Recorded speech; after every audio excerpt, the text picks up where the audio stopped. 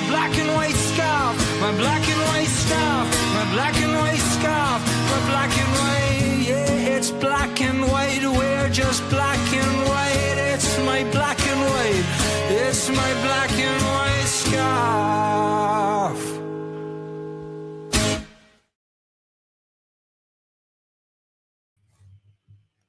Hello, and you're very welcome to the Turn End podcast. It's season 5, episode 23. Well, look, it didn't go so well down on the beach this time for Dundalk as they fell to a 2-0 defeat to Bray. To go back and look over this game, I'm joined by Dundalk Democrats' Niall Newbury. Niall, how are you, pal? How are you, Chris? How are you getting on? Thanks for having me on. Not at all. Niall, it's not often we get to have a bit of a break and look back at a game like we do today on this. Just your overall thoughts on that defeat. It seemed like Dundalk had the better of the chances, but you know, 2 sucker blows, one really unfortunate, which I'm sure we'll get to in a second. But you know, it seemed like we had the lion's share of possession, of attacks and everything, but just could not make them stick.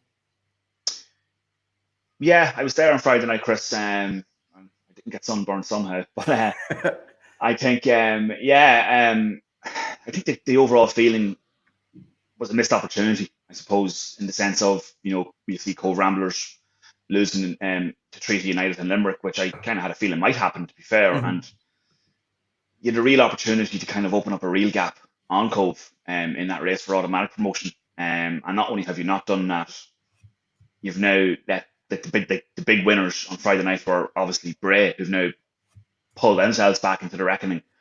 And now suddenly it's a 3-horse race again. You're still 4 points ahead of Cove, yes, but you're only 6 ahead of Bray now, and you know you're coming into the last quarter of the season soon enough. It's going to be squeaky bum time by the looks of it. But the game itself, the game itself, I mean, it was, and it's happened a few times this season in the sense of like Dundalk, I think, had close to 60% possession. The chances were, or the shots on target were something along the lines of 20-5 in Dundalk's favour. I mean, and yet you've come out with a 2-0 defeat, you know, 2 goals towards the end of each half, one of them a penalty, which, you know, might have been a little bit harsh. It was just on the edge of the area, I'd say, at best. There wasn't too much of a protest from Dundalk, or indeed Kieran Kilduff in the post-match, so I'm guessing they weren't feeling too hard done by that. Then the second one, in injury time, obviously Dundalk are committed to trying to get that equaliser, and they've left themselves open. And the substitute, Kinsella Bishop, sort of just rounds in Og and sort of seals the deal for Bray in stoppage time. And it's a disappointing night. Only their second defeat of the season, mind, but it's one that's definitely hit home, yeah, for sure. Yeah, it's also like, you know, like you say, the fact we've lost to one of those teams in and around us, which we haven't seemed to have done too often this year. Just to go right back to the very start, now we went into this, am I right in saying it was an unchanged lineup, which is fairly rare for Dundalk this year, due to suspensions or other reasons. We've always seemed to made a couple of changes. Unchanged going into that, was that any surprise, or did you think that maybe the likes of McDade or something could be pushing for a spot? Yeah, I think the only change, actually, Chris, in fairness, was Mayo and Masahun. Mayo.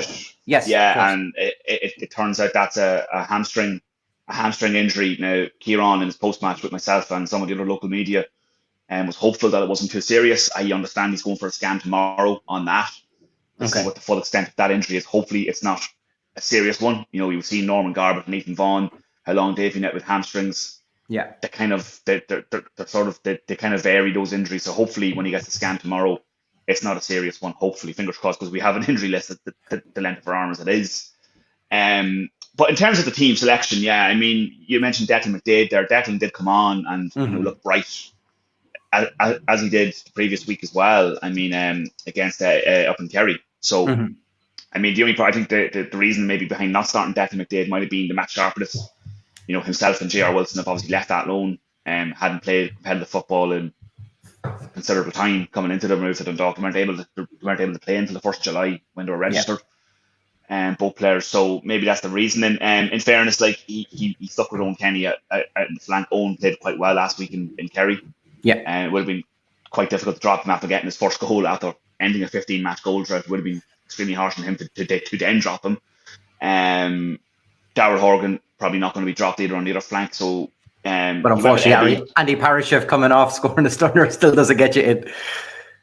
No, definitely not. No, so yeah, Andy Parashef, another player who might feel hard done by to not be getting more starts at the moment. In fairness to him, when he's come on, he's looked really bright and shown some really, really sleek, impressive sort of football from him. And it's he's probably one who's maybe hard done by not to get more starts than maybe he has under his belt this year. But he went with Dean Eby in the number 10 again, with a Ruby up top, Groom and Dervin in the midfield. The back four, you had Wilson obviously right full, Keogh left full, Minogue goal. McHale kind of came in. Sean McHale came in for Minogue. Yeah. Tough game for him to kind of be thrown into in the circumstances, the heat. Everything was a factor. The opposition. I'm not sure how late in the day Mayowa pulled up with the injury. He was there in the Carlisle grounds, but I'm not sure how late in the day it was that he kind of pulled up with the injury. But I was kind of surprised to not see him. Like, there was no word of him being injured in the build up to the game. So maybe it happened on the Thursday or the Friday, or sorry, the Wednesday or the Thursday perhaps. But you're right though. It's rare that we've kind of gone with the same sort of approach 2 games running. I mean, the only change we made was an enforced one. And, if Mayo had been fit, you're right, like, he would have played and it would have been an unchanged team. Now, they won 4-0 in Kerry. It would have been maybe not advisable to change that in Kieran Kilduff's mind. But, look, Bray is a very different opposition to Kerry. And I think that's... Yeah. And, look, he did empty the bench in the second half. I just think the way the game went, as many chances as we created, I feel if the game was still being played, we still probably wouldn't have found the net. And that's just the way it was going. I mean, what if Jimmy Corcoran, the Bray goalkeeper, once of us was a reserve here, of course, was quite inspired in goal. Now, you could say some of the attempts were close to him, but there was one in particular, I think it might have been Ebe's header, where he's literally, I actually thought he crossed the line, to be honest with you, but the replay showed it didn't. He just kind of claws it off the line at the last, and it's a remarkable save. But some of the others were very close to him. Kenny had chances, Ebe had a couple more chances. We had chances galore, really. A lot of them on target too. And like, after the game, myself and the other local journalists moved over to the dressing room to kind of get some post-match comments from Kieran. I kind of put my ear to the dressing room door. You could hear, and I haven't heard Kieran like this yet, to be fair. Like, there was roaring, there was screaming, he was very frustrated with the not necessarily the performance. I think he was quite happy with the performance. Like, in another day, you score 10 goals in final. Yeah, of course. But I think it was more just the lack of sort of cutting edge in that final third, and then maybe the lapses in the other end of the pitch. We kind of lost the game in both halves. If you're going to look at it that way, and I think that's what frustrated Kieran Kilduff more so than anything on Friday night, because not only have missed the opportunity, it's a game we probably shouldn't have lost. We certainly shouldn't have lost at 2-0. And that's got to be a real blot in the copybook for what's been an otherwise really impressive first season at the helm for Kieran. If you go through the game itself, I mean, Harry Groom has an early chance on that, and he picks up a similar location that he's found himself in recent games and has found the back of the net.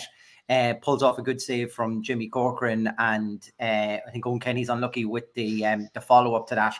And even Owen gets in, then kind of a flick on from Dean Ebe.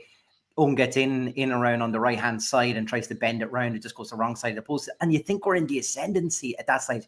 And from looking back on the game, Niall, I really felt that we were playing well within Bray. I didn't feel that they didn't seem to have the speed to be able to break our line, to catch us on the break, because we were controlling the tempo, we were controlling the play, we were having the better opportunities, we were working their keeper. Right up to the 40th minute, you'd say everything was going according to plan. Absolutely, yeah. I mean, Bray had a half chance maybe after, maybe after 5 minutes, But I think it was Curtis up top. But after that, it was all Dundalk. All Dundalk. And you mentioned some of the chances there. Obviously, Ebe had chances. Owen Kenny had a series of chances. Darrell Horgan had one as well. Yes. I don't know if it was a cross, but knowing Darrell Horgan, he definitely would have meant it had it went in, kind of way, because you just don't know what Darrell's capable of sometimes. And it looked like it actually might have been a shot, and just kind of skimmed wide of the mark. Groom, who has been in fine goal scoring form lately, had a couple as well. Yeah, it's actually interesting with Groom. I mean, I asked him when he scored his first goal for the club. He couldn't buy a goal before that. Suddenly he's got 3 goals in 4 starts. He said he made a great comment to me. He said that I think it was Jerry Spain called him, said he'd be a great tennis player because he never hits the net, like, you know what I mean? So suddenly he's been banging the goals in, and you know, he could have easily had a couple again there against his former club in the Carlisle grounds there on Friday night. And yeah, like, I mean, I was doing my match report from the very, let's just say it was actually better outside, to be fair. I mean, the press box was like a sauna in Bray. Well, yeah, if I had known that, I would have brought me portable fan, me plug-in fan, to be honest. But look, we're all experts after the game, Chris. But yeah, exactly. I think, but anyway, yeah. When I was doing my match report, I mean, like, you were kind of right in the sense that if Dundalk are starting to turn the screw here, it's only a matter of time before we find the goal. Next of all, out of nowhere, totally against the run of play. Let's talk about it. Yeah, let's talk about that penalty incident then, because it's interesting. At the time, I was able to kind of watch bits and pieces of this game because, as I said, I was watching another Dundalk man in Morton Stadium on Friday night break another record in Israel Olatande. But when I seen it, I assumed it was a corner and continued on in what I was doing. Because I could hear the commentary and even the LOI commentary at the time from Vinny, and that was kind of saying, "Oh, good challenge there from Sean Keogh." So I just turned and went, "Great, we'll defend this corner. I'll get back and I'll watch for the corner." And then I seen 1-0 and it was a penalty, and I was like, "What had just happened here?" It was so strange looking back on it, and I seen stills that James Rogers had up from LOI TV as well. One, it looked like a good tackle, and two, it also looked like outside the box. And when you said to me there that the players didn't, even in their post-match, kind of complain too much, I'd be really surprised, because I think when they look back on that, they'll realize how hard done by they actually were. Yeah, I mean, my initial thoughts, even before seeing the replay, was that it was outside the box. That was my initial thoughts for a start. And also, you rightly made the point that, you know, Keogh has possibly won the ball, and it looks like it might be a corner. Yeah. Like, now, Billy O'Neill, in fairness to him, he was a thorn in the Dundalk side the whole night, and you know, Kieran Clough was nearly cursing him after the game, like, you know, in the sense of he'd warned his Dundalk players about this guy. He's a good player. He was impressive. Yeah. He's been impressive this season for them in general, but he's a good young lad. But he was a real thorn in the side for Dundalk, and you know, he does really well, in fairness, initially, to get away from Keogh. Keogh's sevens really, but on that flank. But that being said, I mean, I think at least the initial challenge, I stand by what I felt on Friday night, even before seeing the replay. I felt the initial challenge was outside the box for a start. Yeah. And secondly, the more you look at it, the more case you make of, did Keogh actually, it's probably a corner in a sense. Definitely, yeah. Now, Kieran didn't go into too much detail about any frustration, and there wasn't a major appeal, at least from what I could see. So maybe the players didn't feel it was harsh. I mean, I thought it was a harsh one personally, and there was a couple of others that might have been more penalties that weren't given throughout the night, on, you know, one of them for Bray, you know, that kind of way. So yes, I mean, yeah, look, I'm not look, we could go into the whole, you know, rabbit hole of League of Ireland officiating again, but you'd only be doing the same podcast every week, Chris. Do you know what I mean? That's true. Yeah, it's a broken record at this stage. Yeah, absolutely. And I think, look, it's well documented. Kieran's spoken to me in the past about his thoughts on some of the officiating this season, and he's not been impressed with the majority of it, let's just say. It seems to be a recurring theme, and I think, look, I've seen worse decisions, don't get me wrong, this season being made than the one on Friday night. But that being said, I think it's an extremely harsh penalty. Yeah. To concede, and I think Sean Keogh can feel very hard done by on both fronts there. I think when you take in the timing as well, though, Niall. Yeah, you know, you're that's what I was going to say. Before the break, well, probably actually, I think it was at the 42nd or third minute before it was actually taken. So it's right, like they killed a lot of time leading to half time to get it, make sure they had that lead going into halftime as well. And that's a sucker punch, considering, like you say, you probably controlled and dictated most of the match to find yourself behind in such circumstances as well, as a real sucker blow. Absolutely. That's actually going to be my next point, was the actual timing of the incident as well. I mean, I think it's obviously, I think there was 5 minutes or something added on due to water breaks and such in the first half, but it was 2 minutes before regulation time, you know, in the half. And you know, when Max Murphy kind of dispatched the penalty, as he did, of course, in March in the corresponding fixture in the Carlisle grounds, although that was a 3-1, that was a consolation on the night. But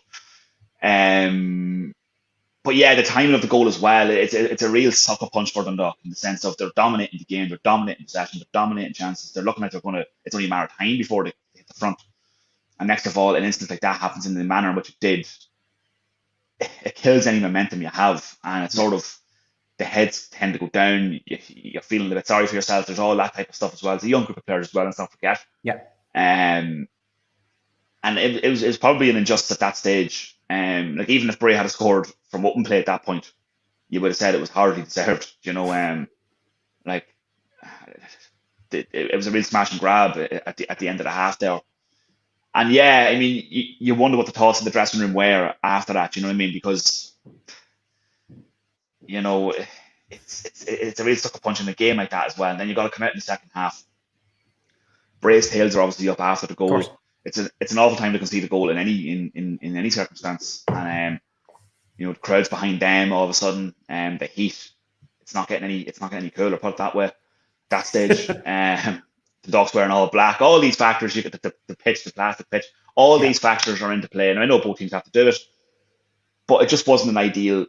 No. It wasn't an ideal environment for Dundalk to be in at that stage of the game on Friday night, and I just think they and even but in their defence again, the second half they kind of came out and they looked like they were going to like really. It was a similar. The first half was nearly identical to the second half. Sorry, was nearly identical to the first in that sense. Like Dundalk came out of the blocks, they returned the screw, they made subs. Some of them subs had chances as well. They were all over Bray in the second half again. Like they were all over them, and just the frustration again of just not being able to get that ball past the line, get that goal, which has been their Achilles heel in a lot of games this season, and was certainly in the games that they failed to win. That's been their Achilles heel, at the risk of sounding obvious, was not putting the ball in the net. But it's been a recurring theme that we kind of discussed throughout the season, and it's not a smear on any of the strikers throughout the club. But the question was put to them again on Friday night about bringing in maybe another attacking option. Yeah, I understand he is looking at one. I understand that option is probably already at another club, so there could be a bit of red tape around it. Yeah. But there's nothing imminent in that sense, although he is in the hunt for another option. At least one, I'd say. Well, talking about the strikers, I suppose we do have at the club. I mean, Dean Ebe, I suppose, like you say, had two big chances. It started at second half. The first one is another great save by Corcoran, and Horgan gets it cleared off the line in the follow-up, and as you said, 10 minutes later there's that super save. I feel I think the commentators were calling for it to be a bit Gordon Banks-esque in the fact that he's going one way and scoops it down low and gets it away, but it's a hell of a save right on the line. Like I say, maybe you were fortuitous in the extra height maybe from the LOI TV camera to where you are, but it's a hell of a save and it's bang on the line. Like, great save. Yeah, I don't like the TV. Things always look good on the TV, regardless. But in fairness, in real time, like I thought, like initially my thoughts were it's crossed the line. I thought this is a goal, and I was nearly going to start cursing the referee for not blowing the whistle and not giving the goal. But then I saw the replay of it.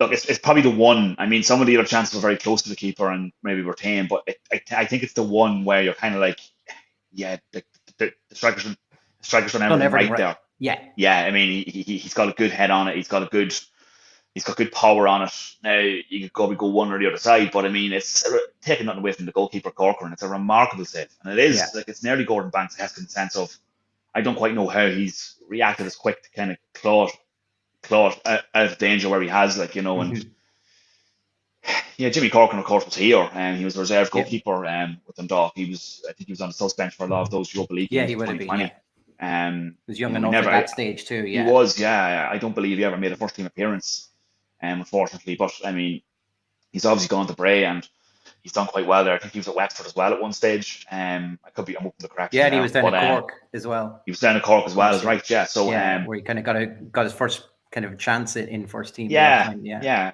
So I think on Friday, like I don't know whether the fact he played Dundalk, some of the Dundalk fans have given him a little bit of harsh stick in the sense he hadn't actually played a competitive game for us. I'm not even convinced he even played a friendly for us. I can't remember him even playing a friendly. I think he might have. Oh God, no, I'd be struggling to remember back. All right. But he was getting a bit of stick from the Dundalk fans nonetheless, and which was incredibly misappropriate, I felt at the time, but he was obviously in inspired form because of it. Yeah. I mean, he was like a man possessed in goal. I mean, nothing was getting past him, and I actually genuinely think if we were still playing this game, I still think he'd be standing between those sticks and keeping balls out of the net, because he was just an inspired form on Friday night, Jimmy Corcoran. And in fairness, credit where it's due, I think he was rightfully awarded the man of the match afterwards, and it'd be very, very hard to argue with that decision, to be honest with you. 2 minutes later, he made another great save from Owen Kenny. Owen kind of picked up the ball in the middle of the park, nutmegged. I think he might have nutmegged 2 players, cut inside another, got all that way. Like, it didn't have a whole lot of power in it. I get that part, which probably made it a slightly easier save for Jimmy, but it was, probably just the fact that it was closer to him, it made it look like an easier save. But the fact that he's thundering down like that with so much power, it's a great run from Owen. But once again, sometimes Owen just misses that little bit of composure in front of goal. Yeah, absolutely. Now, first of all, I mean, it's an absolutely tremendous piece of football from Owen Kenny. I mean, Absolutely. He's picked it up, it's almost Maradona-esque in the sense that he's picked it up on his own, nearly in his own half, has nearly Zidane turned one of them nearly, and sort of got past, I think, 3 more, to the point where he's literally face to face with Corcoran, and the finish maybe could be better. I think that maybe sums up Owen Kenny in a sense of, I actually think Owen Kenny is a really, really good footballer. I think he's got great. He's great on the ball. He's quick on the ball. He's got great footwork. And I spoke to him last week after the Kerry game after his goal, and he's an absolutely outstanding young chap as well. I mean, very nice lad. Only 19. It's hard to remember. It's easy to forget that he's only 19. Yeah. To be fair, and Kieran made the point that because he's Stephen Kenny's son as well, there's obviously more of a microscope always going to be on him for comparative to other 19-year-olds in the league. So, but the chance, Owen Kenny has been getting a bit of flack in fairness to him, but I think it's important to note as well that although he's a striker, I think he's only started up front in 2 games all season. I mean, he's been playing in the 10 at one stage. He's playing out in the wide, on the right. Yeah. He's on outside left at the start of the season, and now right currently. So I think he's only played up front in 2 matches, like in that number 9, in that actual conventional number 9 role. So people have mentioned his goal scoring record and stuff like that. I think it's a little bit harsh when that conversation comes up, because he hasn't actually played up top really at all this season, barring 2 matches. So I think he might have scored in one of them as well. Like, it might be in the Longford game. I could be wrong. Oh, but, yeah. I mean, could have been, yeah. So I think on the ball he's been quite good.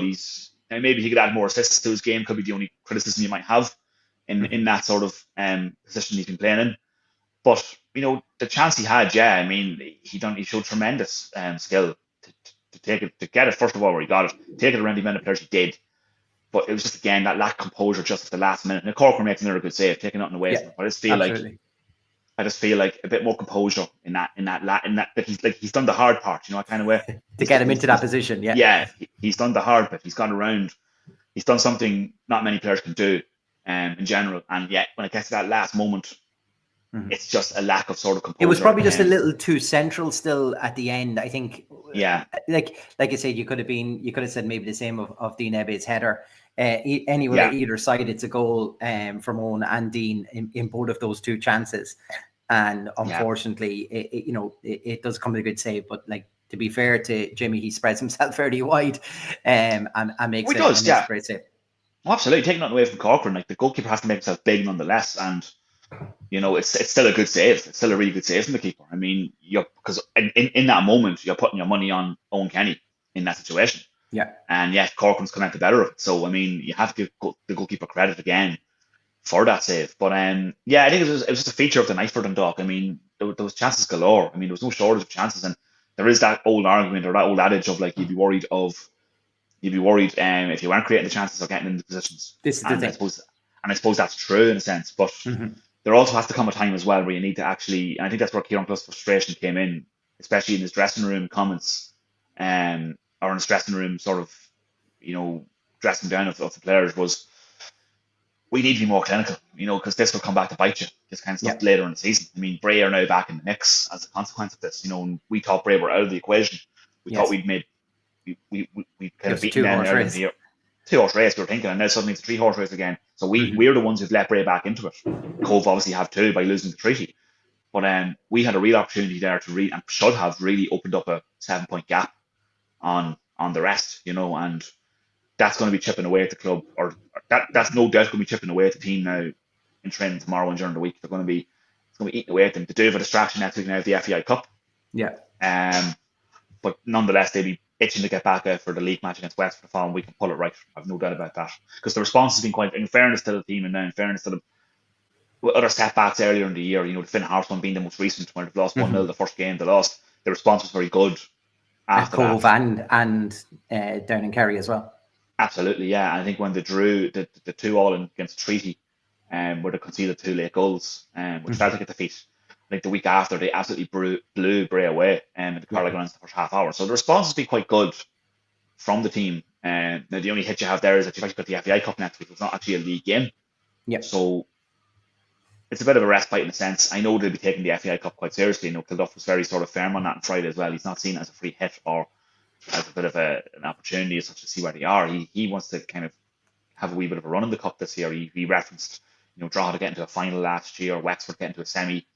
Home draw has been a big factor as well. We've got the home draw against Sligo next week, so hopefully there'll be a big crowd out in Oriel for that cup game. To kind of just to give the lads the opportunity to get that response, and then followed up against Wexford in the league the following. Because Wexford will be a tough game again. There's no gimmies in that first division.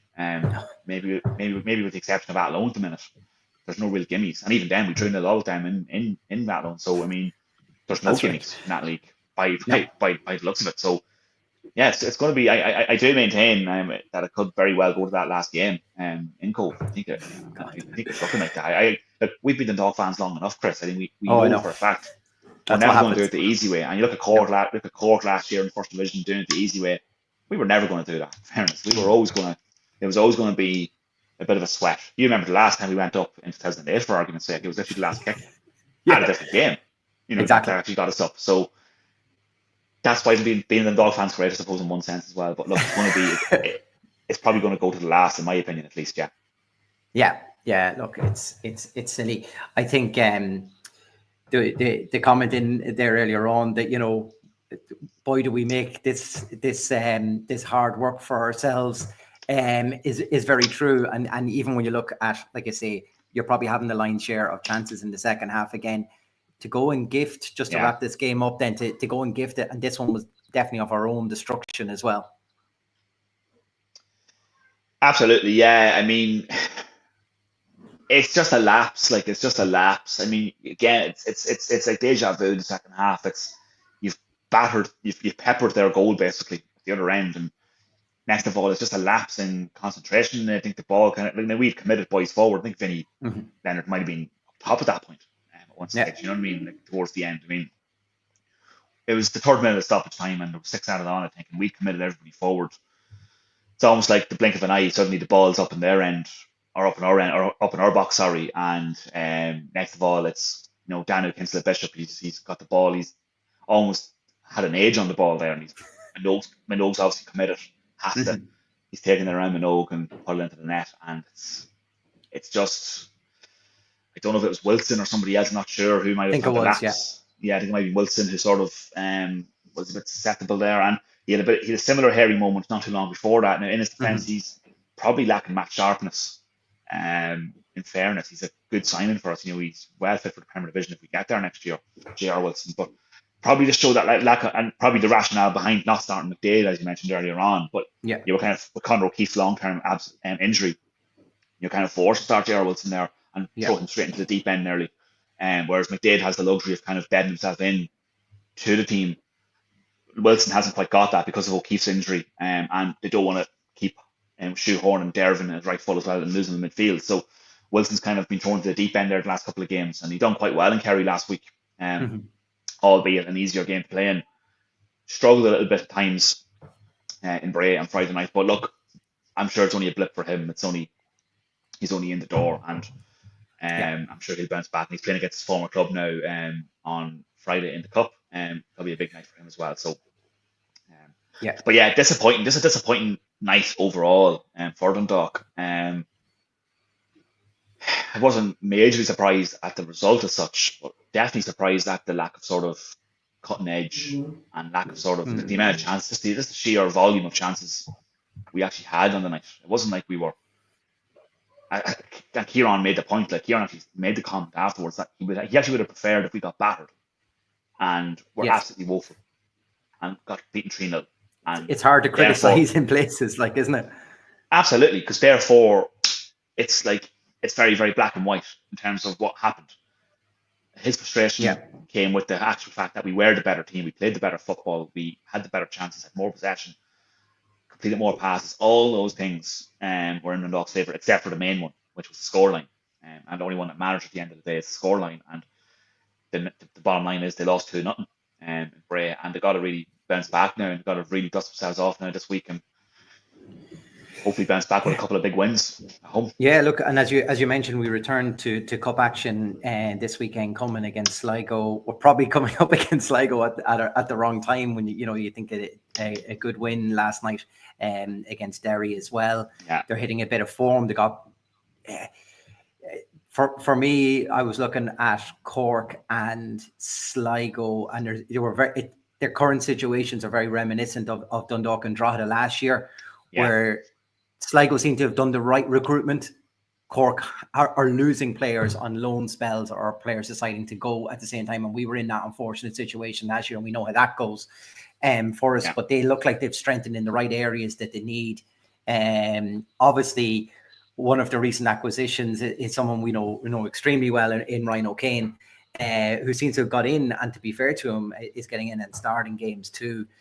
I wonder what sort of a reception Ryan will get. He was always a fan favourite, being a local lad during his time here in Oriel. But if Jimmy Corcoran got that for not making an appearance, what does Ryan get? I suppose on Friday.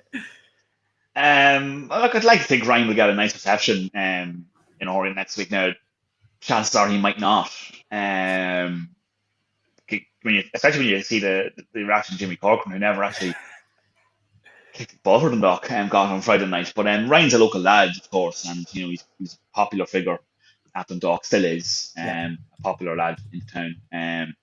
Didn't leave in any sort of acrimonious circumstances or anything like that. No. The move to Shelbourne Shelbourne at that time as league champions was probably a little bit ill-advised, I'd say. Was very unlikely going to get much of a run in that team. He's now gone out and known to Sligo. I actually watched the game yesterday. They beat Derry 2-0. They could and should have probably won by more. They would have been good value for it at least. Ryan played a part in, I think it was the second goal. He played a part, and I think he put a cross in, and Derry don't probably deal with it, and I think where then finishes. Ryan will look. It's hard to say what reception he'll get. Lads, regardless of how much they give to the club, they tend to not get the best reception coming back to Oriel. I remember Sean Gannon one was one that particularly stood out. But that being said, he went to Shamrock Rovers. Exactly. Bit of a difference coming back with Sligo, I imagine. But who knows? And one way or the other, he'll definitely play a part in the game. Yeah. There's a lot of people who would have probably wanted to see him back here on loan. I'm not sure it was really ever an option, to be honest. I asked Kieran about it right when the rumour started, and Kieran kind of put it to bed very early about it. I'm not sure what circumstances around that were. It's probably not an area we really need to strengthen in anyway as much. And considering that was before Gaxa got injured, we're quite well covered with Horgan, Gaxa. Kenny can play there. You got McDade in there now as well. Yeah, exactly. We're well covered in that department anyway, and I'm guessing that's the reason why O'Kane wasn't really pursued as an option. But but going back to Sligo, I mean, they've hit form at a good time. It's not good news for Cork, obviously, who look like they're doomed for relegation again now. But Sligo, look, when the draw was made, we were all kind of looking at saying, "Oh, it's a good draw at home." Sligo struggling massively in the Premier, but now, typically Sligo hit a good run of form now coming into this game. And now the only thing I'll say is, look, and the same applies to Dundalk, of course. I mean, it's how high the FAI Cup ranks on both clubs' priorities. I know it's been billed as the tie of the round, this Dundalk Sligo one, but you also have to question how, because Dundalk's main goal is promotion, Sligo's main goal is going to be staying up. So you wonder how high this game, all those bills tied around, how high in reality it'll actually rank in both clubs' priority list. So it's really hard to tell how this game's going to go on Friday. I mean, it really is. I mean, it's cup football. The only thing I do hope for is a big crowd, a bumper crowd, hopefully, Cup football always captures the imagination. It's an exciting thing. It's open. It's an open competition. It's a route into Europe. It's all those things. And you know, you look at some of you look at Drogheda winning the cup last year. You look at Wexford getting to a semi. There's no reason why there's no real teams in that Premier at the moment that are like. It's not like Cork and Dundalk back in the day. Yep. Or even Shamrock Rovers 2-3 years ago, where it's like, there's definitely a team there that's definitely going to be the main ones that you want to avoid. I don't think we really have that in the league anymore. I don't think that's really. There's no standout team again, really. Yeah. In the League of Ireland across both divisions. I think that's why you've seen things like Wexford getting to a semi, Drogheda winning the cup. You know, Shelbourne winning the league last year, Bohemians, who were calling for the manager's head a few months ago, possibly winning the league this year. You know, it's very much an open shop, the League of Ireland at the minute, and it's to be welcomed as well in one sense. But it gives clubs like Dundalk, especially you know a Premier Division ready club, on the field at least, like Dundalk, a chance to have a cup run.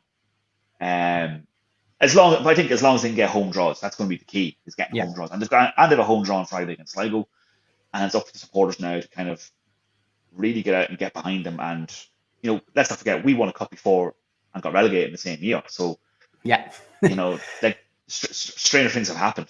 And as long as we can keep getting home draws, there's every chance we can go on a run. So yeah, I'm excited for the cup this season. I'm excited for Friday night against Sligo. I think it'll be a good occasion, and also a good opportunity to test yourself against a Premier Division opposition.